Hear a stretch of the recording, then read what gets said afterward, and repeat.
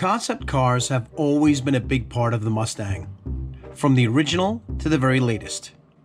In this video, I'm going to tell you my choices for special Mustangs that never actually made it to production, but are still an important part of the brand. They might not have made it to a dealership, but parts of them may have inspired the future of the Mustang brand in some way.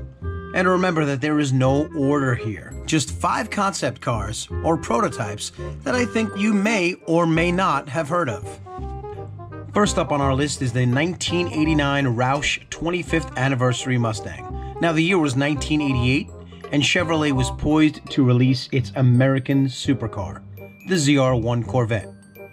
Its LT5 engine packed 380 horsepower and was nicknamed King of the Road. Ford, on the other hand, was getting ready to celebrate its beloved pony car's 25th anniversary. You do remember the dash plaques that came on 1989 and 1990 cars. You might also remember a few dealer-installed stripe options, but what you might not know about was the car that was too fast for production. According to Mustang folklore, Ford's SVO group, Special Vehicle Operations, commissioned Roush Performance to get working on a powertrain for the upcoming anniversary. Roush jumped right over the 5.0 engine to the 351 cubic inch 5.8 liter. Ford, maybe thinking about the ZR1, said that although it was impressive, it still needed more power. So Roush slapped a pair of turbochargers on the big cube Windsor, and the result was a car so fast that one person involved with the program alleged it sheared 6 teeth from second gear of its transmission. The car also had 4-wheel disc brakes, revised ground effects,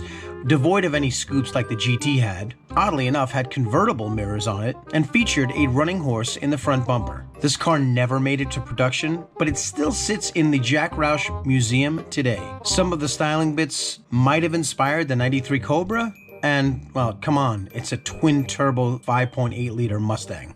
And for that, it makes our list. If you are a Mustang person through and through, you probably know who John Coletti is. If not, here's a quick resume. He was director of Ford's special vehicle team and is best known as the father of the Terminator Cobra. Well, in 1993, Ford was poised for the introduction of the completely restyled 1994 Mustang. So as to whet the appetite of the public, he initiated the creation of what is known as the Mustang Mach 3 concept car. The slippery lines of the Mach 3 were like nothing Mustang owners had ever seen before. Its fiberglass body wore several styling cues that would make it to the production models, such as an open-mouth grille with a running horse, aggressive side scoops, and a dual cockpit-inspired dash. Powering the machine was a 4.6-liter dual overhead cam engine taken straight from the Lincoln Mark 8 that featured an Eaton supercharger on top with a liquid charge cooler that used the car's air conditioning system to provide a super-cooled air discharge from the blower. 2 cars were built for show and even for car magazine test use. The red car was unfortunately destroyed in a fire in 1994 while returning from a show in Canada. The green car still exists and was actually sold at auction in 2017 for around $440,000. Some love it, some hate it, but regardless of how you feel, it was one heck of a show car, and that's why it made this list. Our next choice was a direct result of John Coletti's thirst for power, ridiculous power. In 1993, Coletti took a certain red 1994 Mustang Cobra pre-production car and stuffed in an incredible all-aluminum Boss 429 V8 punched out to 598 cubic inches and backed with a C6 automatic transmission. The car's purpose? To kick, well, you know, and take names. So in a not-so-subtle way, it featured large Larry Shinoda Boss graphics on each side. The power plant sent 850 horsepower back to a 9-inch rear. Now Chevrolet answered the challenge with a 572 cubic inch powered ZL1 Camaro, but it was no match for the Boss in the quarter mile, where it ran a best of 1055 at 135 miles an hour. It may have been more of an exhibition car than a concept car, but how can you not love a big block Mustang Cobra? You can't, and that's why it's on this list. The next car on this list is yet another of John Coletti's creations, the Super Stallion. What's special about this car? Well, take an SN95 Mustang, stuff in a 5.4-liter dual overhead cam V8, and then slap on an intercooled supercharger for good measure. The engine itself was sourced from the truck line, but the heads were modified Cobra pieces. The blower was a polished 2.1-liter Garrett supercharger fed by dual inlet intakes. The intake charge is cooled by an air-to-water intercooler inside of the intake plenum. In real-life Mad Max style, the supercharger featured an electro-hydraulic clutch with an on and off switch. On 93-octane fuel, the setup put down 545 horsepower to a T56 6-speed transmission that then passed the power to the ground through an independent rear suspension.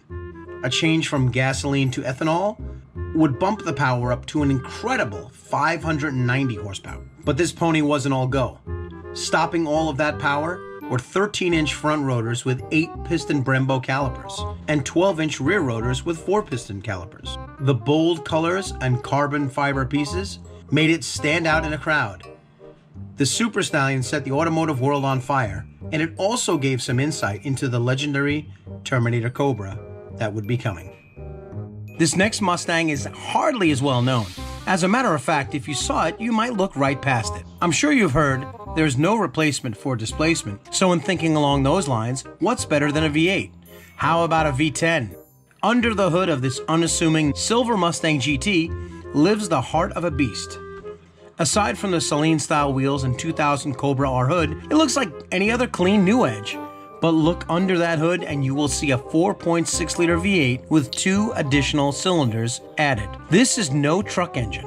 It was specifically designed for a car.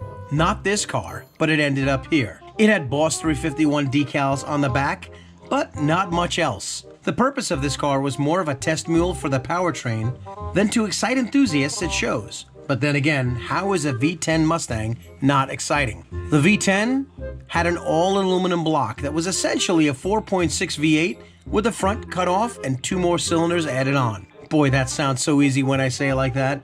The same thing was done to a set of dual overhead cam Cobra heads. A billet steel crank and manly H-beam rods move around a set of Cobra R spec 10-to-1 compression pistons. A heavily modified Cobra R intake is fed by twin 70mm throttle bodies that used a pulley and cable system. I couldn't find any horsepower figures, but the car was good for mid-11s at 118 miles an hour on Mickey Thompson ET streets. That's about 5 to 8 miles an hour faster than a Terminator Cobra at the time. Estimating the weight with driver to be around 3,600 puts power around 460 flywheel. So that sounds about right. It wasn't widely known and it probably saw more VHT than tire shine, but come on, a V10 Mustang? It has to make the list. The final Mustang on this list might not look so revolutionary. The year was 2003 and Ford was getting ready to celebrate the Mustang's 40th anniversary. The current SN95 platform was on its way out for a new one dubbed S197. So what better way to get people excited than making a pair of concept cars? A silver coupe and a red convertible. The power plant under the hood was a supercharged 4.6-liter V8 with 400 horsepower, coupled to a 5-speed automatic transmission. But what took center stage was the styling. The long dual-scooped hood and short rear deck design immediately connected to the 67 and 68 cars. The car appeared much wider and hunkered down compared to the new edge it would replace. The rear taillights were reminiscent of the Shelby units from 67 and 68 as well, and the exhaust tips exited through the bumpers like the original pony cars. Even the interior harkened back to the 60s with a more angular, dual cockpit design with round gauges on an aluminum dash face. These cars were 2-seaters, which of course did not make it to production, but many of the styling cues did. But I'll tell you, when I laid eyes on them back in the day, they looked absolutely revolutionary. For offering a pretty accurate look into the future of the Mustang, it makes my list. So what do you think? Did I nail it? Did I miss the mark? Sound off in the comments section and let me know how I did. If you like this video and would like to see more, please hit that like button. And please consider subscribing and click that little bell so you don't miss out on any more content. And if you have any ideas for any other Mustang documentaries that I should make, please let me know in a comment down below as well. Thank you for watching, and I'll see you on the next one.